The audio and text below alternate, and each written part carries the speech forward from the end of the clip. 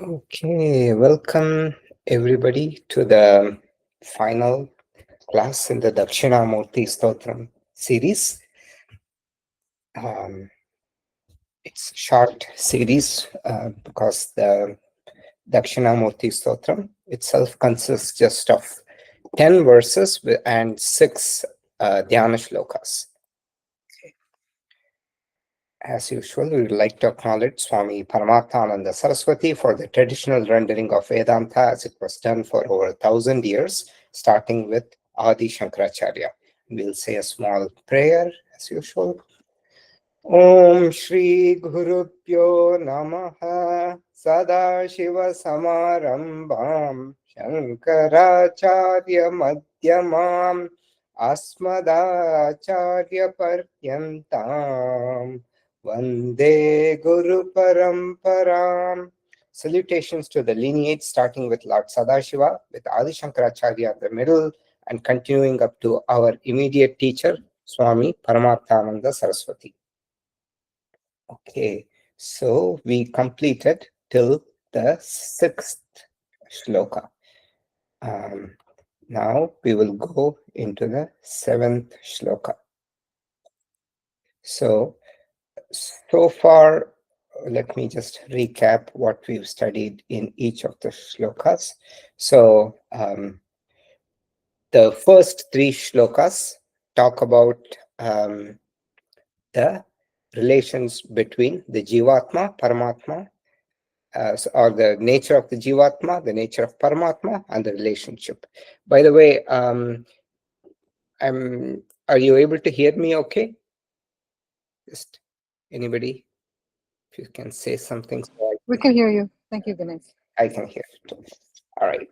So first shloka is the relation, it's the Tvam Pada Vichara, that is the nature of the Jiva, the individual. And we saw the example of the mirror. So the jiva is, or in the dream. So in the mirror, a reflection in the dream. So the jiva is nothing but the jivatma is the same consciousness and it inhabits the jiva or the individual.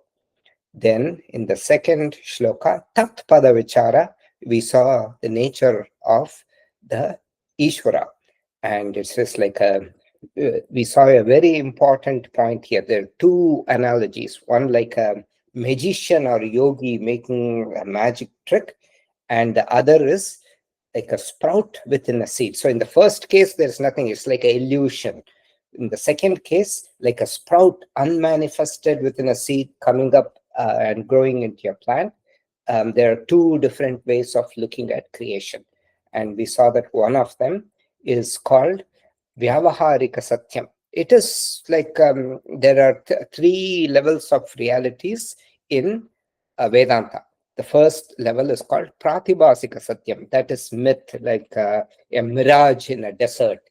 It's just an illusion, or like the dream example where you suffer. It looks very real. When you're dreaming, you're afraid, all those things happen.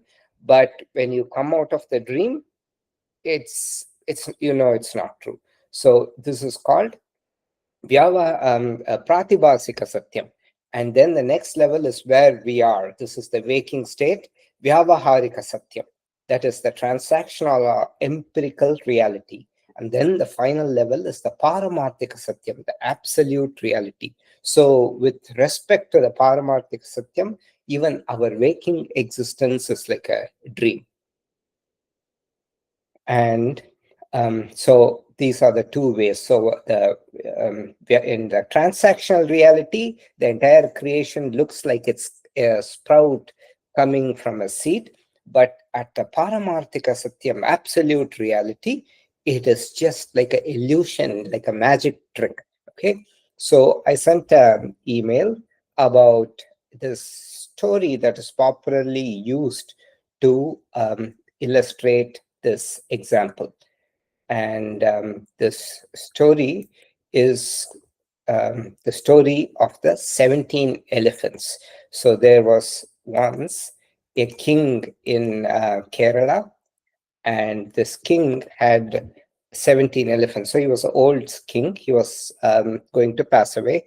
So he wanted to teach this. He was he was a scholar also. He was very devout. He was a Vedantan, and he wanted to teach his sons the main concept of Vedanta, because they were going to rule over the land. So he had 17 elephants, and he wrote in his will that these 17 elephants have to be divided such that the youngest son got half the number of elephants, the middle son got 1/3 of the total number of elephants, and the youngest son got 1/9 of the total number of the king's elephants. Now, if you see, the number 17 is not divided by 2, 3, or 9. So half, 1/3, 1/9. And but he wants his sons to get these elephants in this thing, and he says the elephants should not be harmed, which means no cutting and all those things. So and he says, if you're not able to do it, you have to give all the elephants to the temple. And he says, if there are remaining elephants, that's fine, you can just give them to the temple as well. So these his sons were puzzling over this. Then the king passed away, and then the wise minister comes to the rescue. He knows that there is already an elephant in the temple. So he says, okay, let me borrow that elephant. Now add it to the king's elephant. So now it look as though the king has 18 elephants. So 18 divided by 2 is 9. So the youngest son gets 9 elephants. The middle son gets 1/3, 18 divided by 3, which is 6. And then so you have 9 and you have 6. 9 plus 6 is 15. And then the oldest son gets 1/9 of 18, which is 2. So 9 plus 6 plus 2 is 17. And there's a remaining elephant, which the minister takes and gives it back to the temple. So all of the king's desires are now fulfilled. So this concept of you understand something, introducing something, and then just removing it away, it is called adhyaropa apavada. So adhyaropa means superimpositions. Vadam means like a speech or statement. Apavadam means like negating statement or denial. So adhyaropa apavada, adhyaropa apavadabhyam nishprapancham prapanchate. This is a very famous saying in Vedanta. So this is how Vedanta teaches the unteachable topics like Brahman. Brahman is something which is undefinable by definition. And since creation comes from Brahman, that's also undefinable. Vedanta says there's no creation, there's nothing that is created. So how can you explain creation? So creation is explained using this concept of Ishvara, that is the Brahman, is the male aspect, and Brahman wields a power called Maya, the female aspect. And when they come together, and the manifest becomes unmanifest as creation. So Ishvara is nothing but the entire creation. So this is how it is explained. So the adhyaropa, superimposition, and apavadya, negation. So Vedanta temporarily adds a concept or a useful fiction to make the unteachable teachable. So in this Vedanta, in the case of this example, it is the temple elephant which was borrowed, and later it was returned. So to make all the divisions work. Similarly here in Vedanta, a worldly concept like a god or creator is used, and then finally it negates the concept, showing it was just the truth, not the it was just a tool and not the final truth. Okay, so that is the concept of adhyaropa apavada. Okay, so then we in the third shloka, the Jivatma Paramatma Aikyam, the oneness of the Jivatma and the Paramatma was seen through the the Vedic verse, Tattvamasi, thou that art.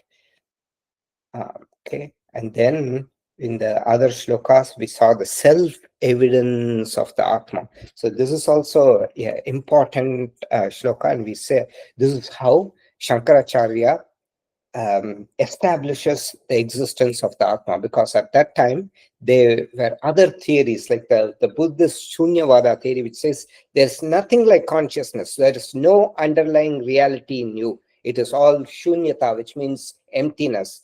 And Shankaracharya opposes this, and that is why he says the self-evidence of the Atma, the fact that you are here, you know you are here, it is self-evident, it doesn't, you don't have to say anything. We also saw that in Atma Bodha. If you remember, there were let me go to Atma Bodha.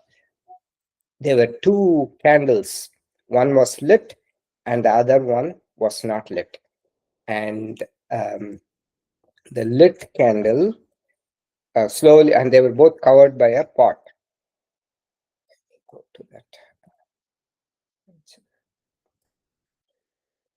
Okay,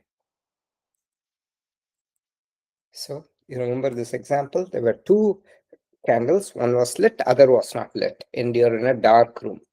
So slowly, as you're removing the pot, in the case of the lit candle, immediately you know, this is the lit candle that is in there. In the case of the other candle, you can't see it, so you have to shine a torchlight to do that. So this is called vritti vyapti and phala vyapti.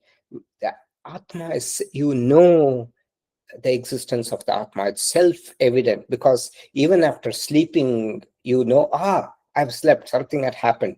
Otherwise, there is discontinuity. You don't know what happened before that. So Shankaracharya establishes the nature of the Atma, that there is inherent nature to your existence. So Swayam Prakashatvam, self-evidence of the Atma. In fact, it comes again and again in the Upanishads, though the Atma, it doesn't have any matter. So there are five elements, right? Earth, fire, water, air, and space. So in the Kaivalya Upanishad, it says, Na bhumirapo na cha vannirasti, na cha nilo mesti, na chambaram cha.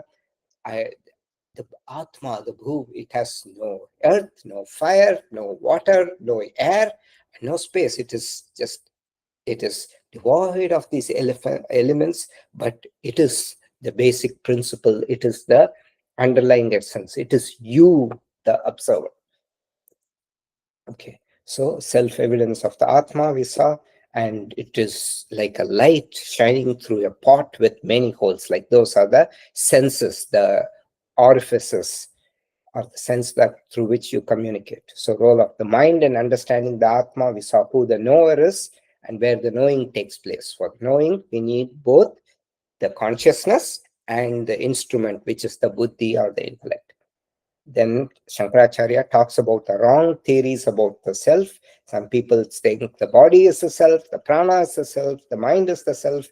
All these are not true, and this is all due to ignorance. And finally, there's one, the strongest theory was the Shunyavada, the Madhyamaka Buddhism, which is very similar to Advaita. And the only difference in with Buddhism, Jainism, and all that is that they're called Nastika darshanas. They are philosophies, but they don't use the authority of the Vedas. So they are not lumped with the Astika darshanas, which are the six theories which accept the authority of the Vedas. So deep sleep is the basis. Shunyavadis use deep sleep to show that that is the only state where subject-object duality is not there. So that is the true subject, which is empty. But then Shankaracharya, in the next shloka, he negates the Shunyavada Buddhism by saying that, no, you know you've slept. So there is, the consciousness shines even in the deep sleep state, except that the screen is blank. So that is how he, like an eclipse, he says the Rahu Krasta Divakarendra Sadrisho Maya Samachadanat. Like the eclipsing, the whole thing is not available temporarily, but then again becomes available. It's like Rahu. Rahu is the mythical character, which is just the head. Rahu swallows the head. Temporarily it's occluded, but then it passes through the throat and he doesn't have a body, so it just comes out and everything looks fine. So that is the example that is used. Now we will go into Shloka 7, which is a restatement of the Atma Swarupam.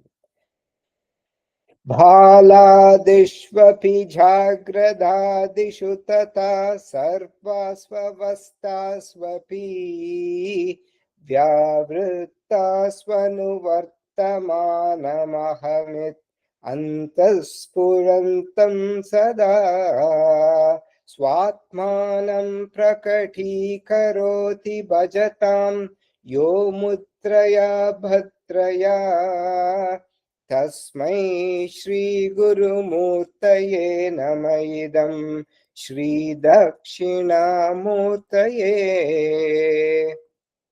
Okay, let's look at this entire shloka. So, okay, Balyadishu Jagradadishu Tata Sarvasvavastasvapi. He, through the auspicious Chin Mudra, reveals to those who worship him their own self, which is continuously ever shining as the eye within all states. So now he's going to say what all the states are. Balyadishvapi. Adishu means etc. So Balya Adishu means in states like the childhood. And what are the other states? Childhood, then youth, old age.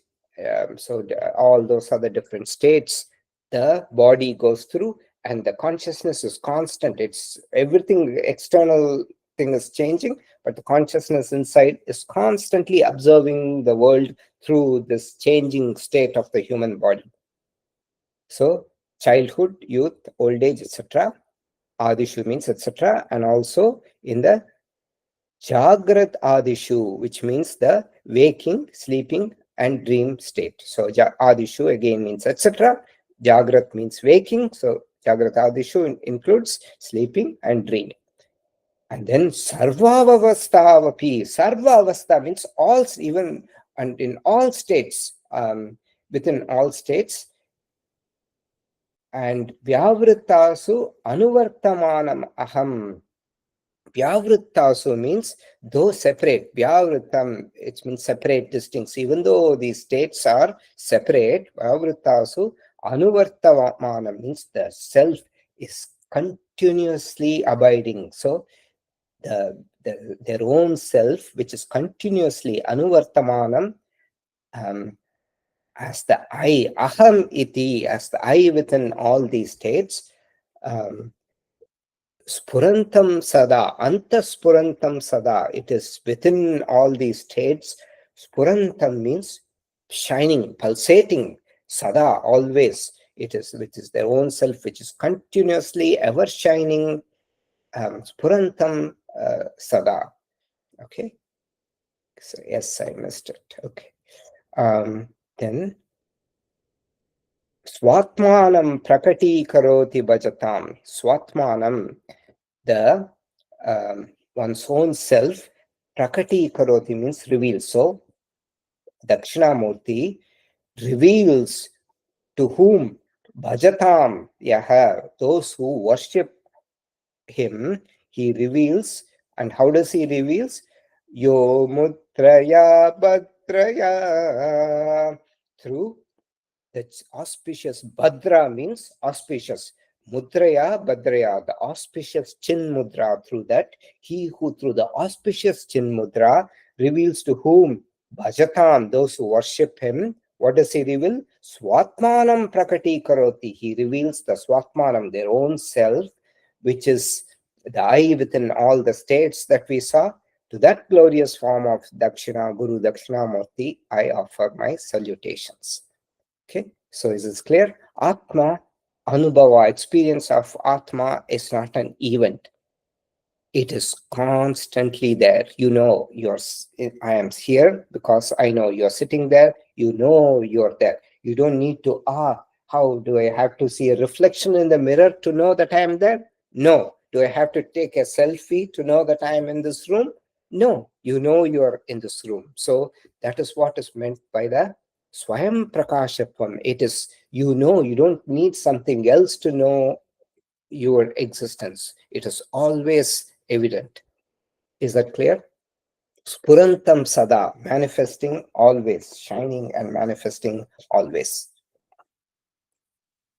Okay, and now the the last verse of the Ashtakam, this Shankaracharya describes the person deluded by the Maya. After this, there are two shlokas, which we don't know if Shankaracharya added them later or somebody added them, because traditionally this is called Ashtakam. Ashtakam means 8. The last two talk about the glories, Palashruti.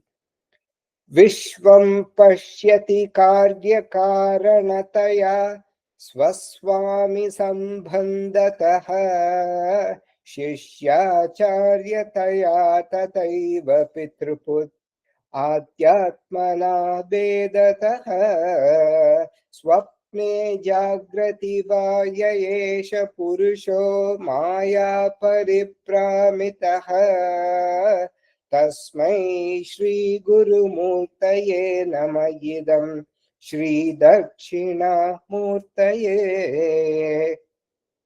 Okay, so Dakshinamurti, who's the consciousness in this individual, and what kind of individual? One who's totally deluded. So even in the deluded person, the consciousness is Dakshinamurti.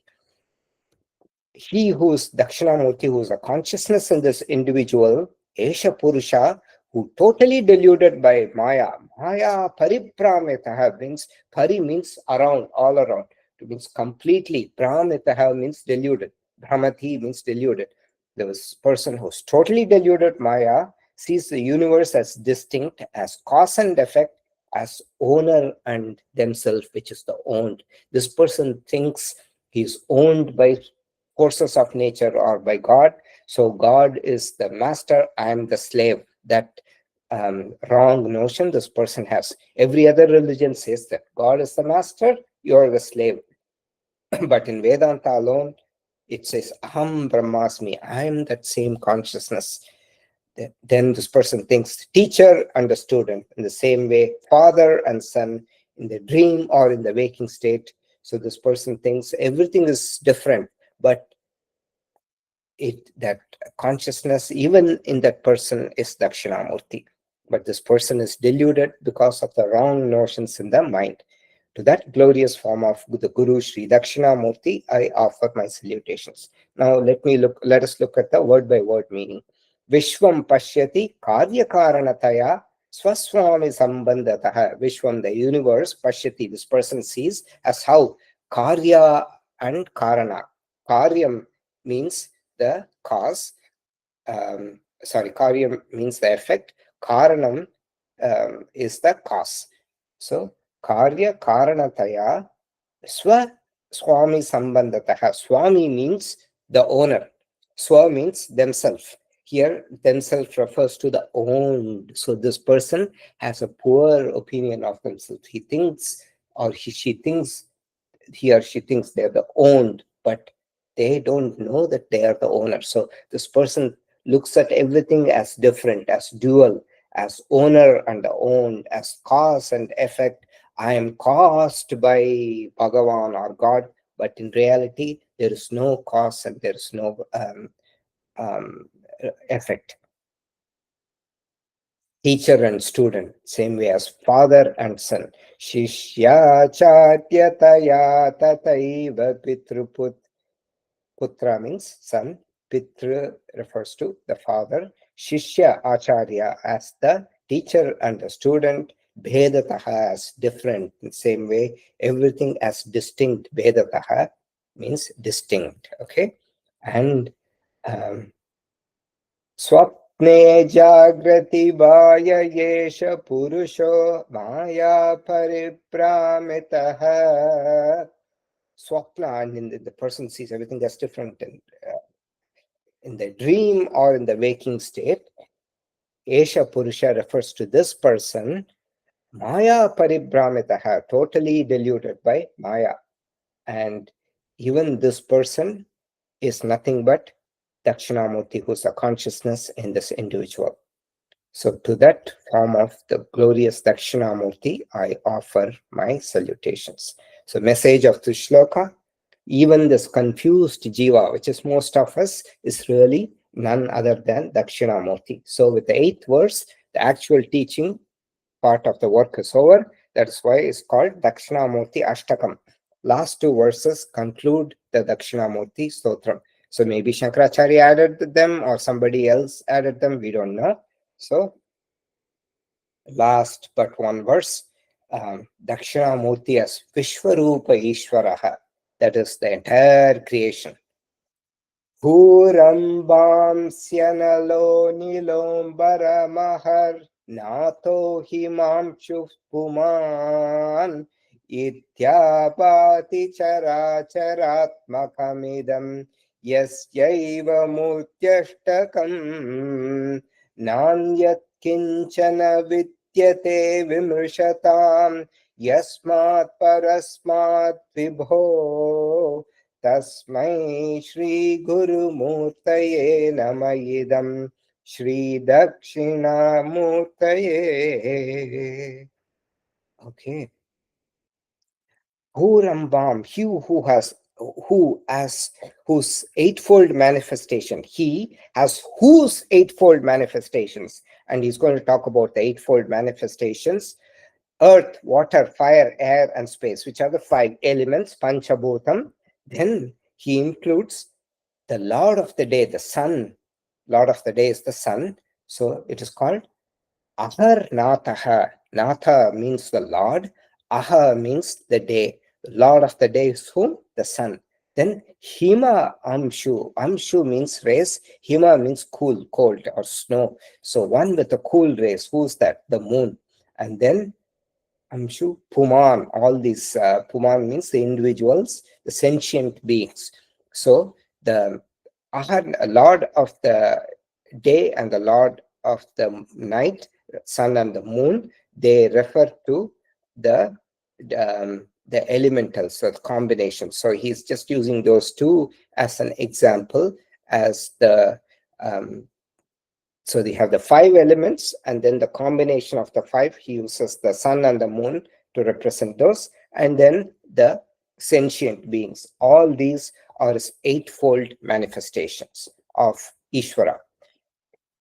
And ityabhati characharatmakamidam iti abhati. So the entire universe consisting of the moving and the unmoving appear. Iti abhati means shine. Chara charatmakamidam. Charan means moving. Acharam means the non-moving. The moving and the not moving things in the universe shine. It is jaiva mutyashtakam. So all these are the eightfold murti ashtakam, eightfold forms. Murti means form, whose eightfold manifestation, forms or manifestations. These eightfold manifestations are nothing but the entire universe consisting of the moving and the unmoving. They appear to shine. And Nanyat kinchana vidyate vimrishatam yasmat parasmat vibho. And for those, na anyat, so for those who reflect deeply, na anyat, there exists nothing whatsoever greater than him. Na anyat kinchana vidyate vimrishatam, those who reflect very deeply, yasmat, from whom, than whom, parasmat, yasmat parasmat means nothing greater than that person, greater than him. There exists nothing whatsoever greater than him. Vimrishate is those who reflect deeply.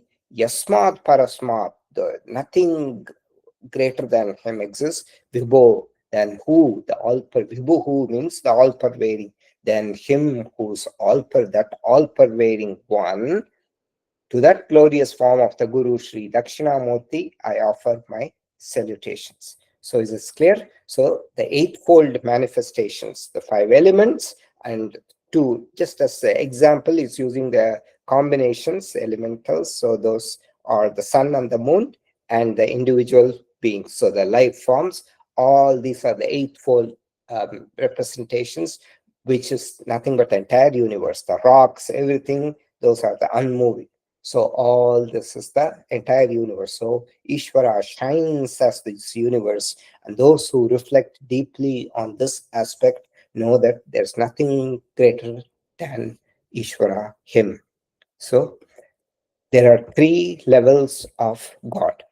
One is God with a form, that is as Dakshinamurti sitting there. Then here in this shloka, we talked about Vishwarupa Ishvaraha, God as the entire universe, multi-formed. This is the shloka. In the Dhyana shloka number 3, we saw God with a form, how Dakshinamurti is described. Chitram Bhatataror Mule Vriddha Shishya Gurur Yuva Gurustu Maunam Vyakhyanam Shishyastu Chinna Samshaya. As God sitting under a banyan tree when using the chin mudra and talking through silence, imparting knowledge through silence. So that is God with a form. All these are valid because it is very difficult for a mind which is not ready to comprehend God in as the universe, or let alone the final state, Arupa Ishvaraha, God without form, Nirguna Brahman. So there are many shlokas talking about this. Arupa Ishvaraha, then God as the Aneka Rupa Ishvaraha, God as the universe, and Eka Rupa Ishvaraha, God with a form. So all these are covered in this shloka. In Vedanta, even though they talk about the absolute reality, the other forms of realities are also acceptable because they seem to exist, but they're not real, like a dream.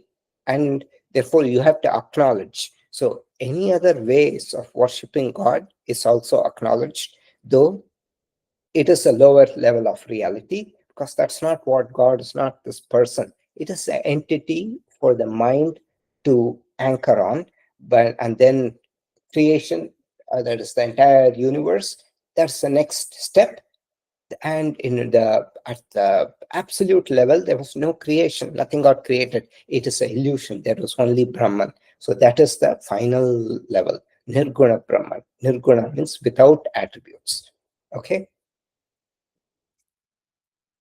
so we covered 9 shlokas so far. Are there any questions in this shloka?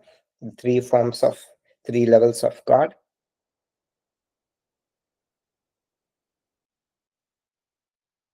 Okay, no questions. Shubha, any questions? It's quite okay. Finally, the Palashruti, that is the fruits of listening to the Dakshinamurti Stotram. Sarvatmattvamiti sputikritamidam yasmadamushmin stave tenasya shravanatadattamananat dhyanaccha sankirtanat. सर्वात्मत्वमहाविभूति सहितं स्याद् ईश्वरत्वं स्वतः सिद्ध्येतत् पुनरष्टदा परिणतं चैश्वर्यमव्याहतम्. Okay, let us see. Sarvatmatvam. So the state of being the self of oneness, because this state of oneness called Sarvatmatvam being the state of the self of all, sarva atmatvam. Sarva means all, in all beings, the self, the same consciousness, Sputikritam has been made abundantly clear. This state, Sarvatmatvam iti Sputikritam Yasmat Amishmintave, because from which in this Stotram it is made abundantly clear. Yasmat means because the state of oneness is abundantly made clear in this hymn, Stotram. Therefore, Tena Asya, this hymn, Shravanad, by listening, Shravanad, Mananad, reflecting on its meaning, Shravanad, Tadartham, Mananad, reflecting on the Artham, the meaning, Dhyanatcha Sankirtanat, meditating on it. Dhyanam means meditating on it, which is Nidhyasanam, Sankirtanat, and chanting it. What will happen? You will get Sarvatmatvam Mahavibhuti Sahitam. Along with, you will get state of Ishwaratvam, Sarvatmatvam Mahavibhuti Sahitam Syat Ishwaratvam Swataha. It's a state of lordship, Ishwaratvam, along with the great glory, Mahavibhuti, of being the self of all. Sarvatmatvam Mahavibhuti Sahitam. So, the state of being the self of all, the great glory, Mahavibhuti, the great supreme glory of being the self of all, may arise automatically. Swataha, may arise automatically. Syad means may arise automatically, along with the realization, Siddhyet Tat Punarashtada Parinatam. Siddhyet here refers to, it would be accomplished. Along with the realization. What accomplishment? The realization of the eightfold siddhis. So, siddhyet punar ashtada parinatam. The eightfold siddhis. Chaishwaryam avyahatam. Avyahatam means unlimited. Aishwaryam also means lordship. Here refers to divine glory, because previously Ishwaratvam was mentioned. So here Aishwaram refers to divine glory. So by listening, reflecting on the meaning, meditating and chanting it, the state of lordship, one will feel from a feeling low like a slave, you will feel like a lord, Ishwaratvam, and great Mahavibhuti. You will get all the siddhis, great glory of being the self of all. You will feel oneness with everything. These may arise automatically. So it says that all these will just arise. It's not intellectual, it will just come into your being, along with the realization of the eightfold siddhis and unlimited divine glory. So we'll see what the eightfold siddhis are. So Ishwaratvam is Swamitvam, the master of everything. You are not this puny individual anymore. You are the master of everything, not a slave anymore. Okay, 8 siddhis. The Ashta siddhis, and they include Anima, which is the ability to become infinitesimally small. Mahima, the ability to become infinitely large. Garima, ability to become unboundedly heavy. Lagima, ability to become weightless. Prapti, ability to instantly obtain anything or be anywhere. Prahakamya, ability to realize whatever one desires. Ishitva, lordship or mastery over the elements and nature. Vashitva, the power to control and subjugate anything or anyone. So these are the 8 siddhis. So Shankaracharya says, by chanting, reflecting on its meaning, listening, meditating, the state of lordship, along with the great glory of being the self of all, may arise automatically, along with the realization of the eightfold siddhis and unlimited divine glory. So these are the of um, Ashtasiddhis of Hanumanji. Yeah, the same Ashtasiddhis. They are talked about everywhere. So these are the things that will arise. So with that, we conclude the Dakshinamurti Stotram. Ganeshji, I have a very generic question.